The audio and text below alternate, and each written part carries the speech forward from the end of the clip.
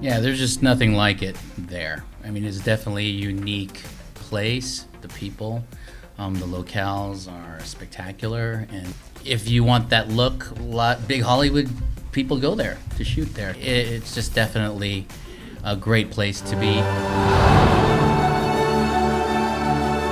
We fight together as a team, and I need you to see that. I'm just trying to make things right here. People around the Philippines, they love seeing a film crew and knowing that there's filming going on. So it's very open and easy, I would say. The local producers are expert at mounting anything that you might need, whether it's for a commercial or for a feature film.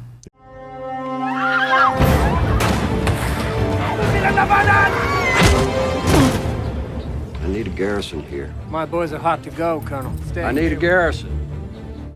They're up to date with equipment because, like, I know that most of the owners of equipment rental houses, they go to NAB and all the camera convention centers all year because commercials, like, they pay for the most advanced cameras and the best lenses and stuff. So that's why they can keep upgrading their gear. You're late. Mom's still a bitch. She's not a bitch.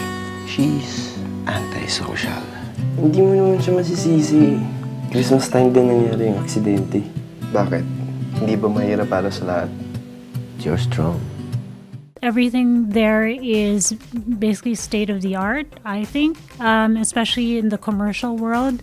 If there's something you can't find through an independent film company or a film producer, go to the people who service advertising. All the technology needs to be really competitive. The energy is just so great. You still got all the lights, and everyone is so film friendly. And so we went from the city, and I love the nature, but I love the grit and the real, like the life, and so the you know, the shops and the motorcycles and the exhaust. That's what I get turned on by, you know. And so we're just side by side, you know. The jeepneys. I love that, you know, and I really want to go back. I think that all the crews, especially like key people, are so talented because Filipinos tend to watch all Western films. So in terms of being up to date with the best content, they're up to date with the best content, and they know they want to make stuff that looks like that, especially, and they get to do it in commercials and stuff. So I feel like the talent caliber is really high. She mentioned it. You reminded me, like, when you get a piece of equipment, a guy comes with it. I didn't understand. There's actually a photo that I have of the camera, and there's like 8 hands touching it. I'm thinking, why are there 8 guys touching this camera? Because they were all responsible for every piece of putting that camera and getting it up. So it's just really kind of funny, but it gets a little complicated. But it was funny because I remember being very sensitive to the crew. I said, I do not want to go longer than, 12 hours. And they laughed at me. They're like, are you kidding me? These guys are used to going like 16. It's like, really? Like, and some guys will work on another shoot, like sort of what you're saying, and then they'll come back, and it's like, well, that's insane. They just want to keep working, and I mean, I just never saw them really get tired. They just kind of kept pushing. I like hiring crews from the same house because I've never turned a camera around faster than when people who've worked together. So sometimes you have to flip the world in order to get the coverage. The teams that work together don't talk; they just do, and it just happens. And it's like suddenly it's like, okay, ready, direct. What? I was gonna get a coffee, but I guess you're ready. I had a driving scene in the movie.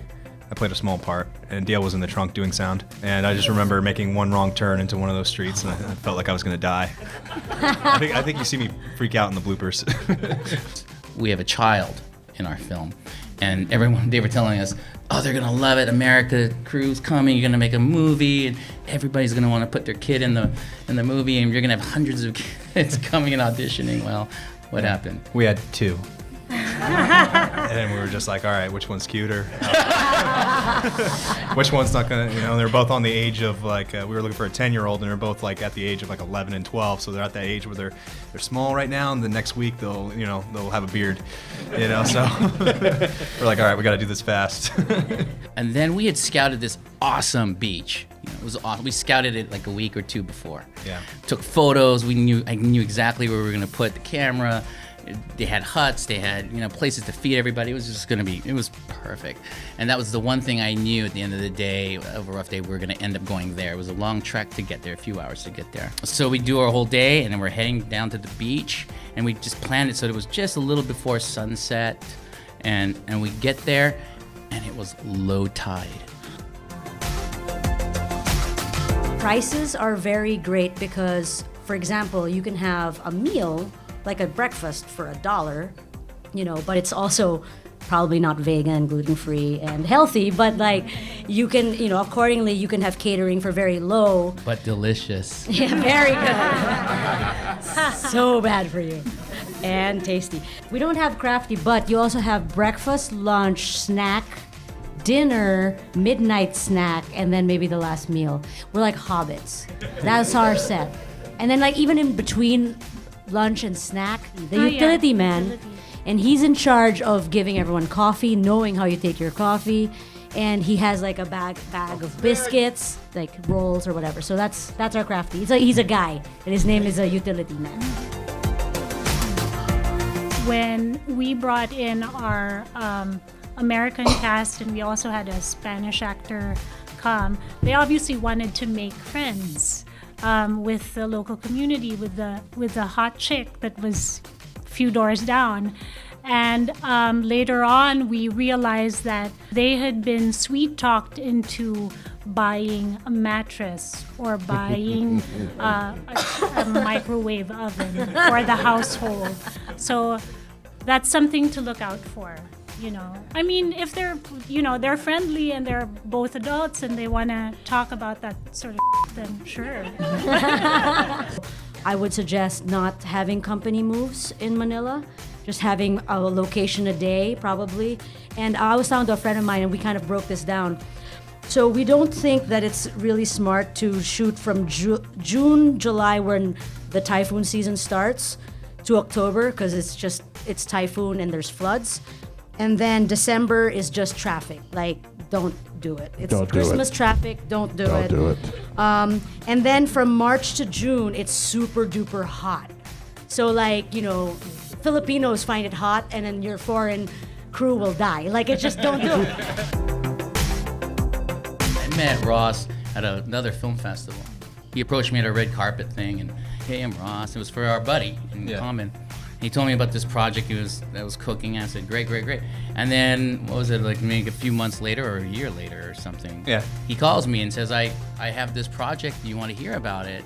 It's like the term when you throw spaghetti on the wall, you see what sticks. So I had just enough spaghetti in my hand. And so I had just all these ideas in like a big book.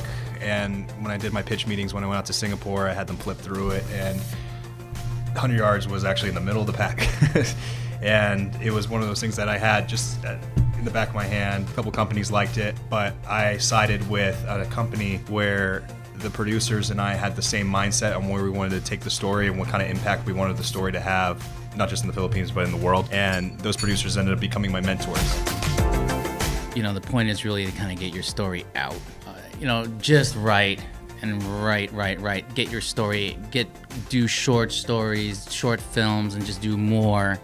And then you get recognized, and then present it to some of these companies, and maybe someone will bite. Because we had a meeting a couple of weeks ago, and there's a company that was looking for content to be shot in those areas. I mean, it's still an uphill battle, but they're open.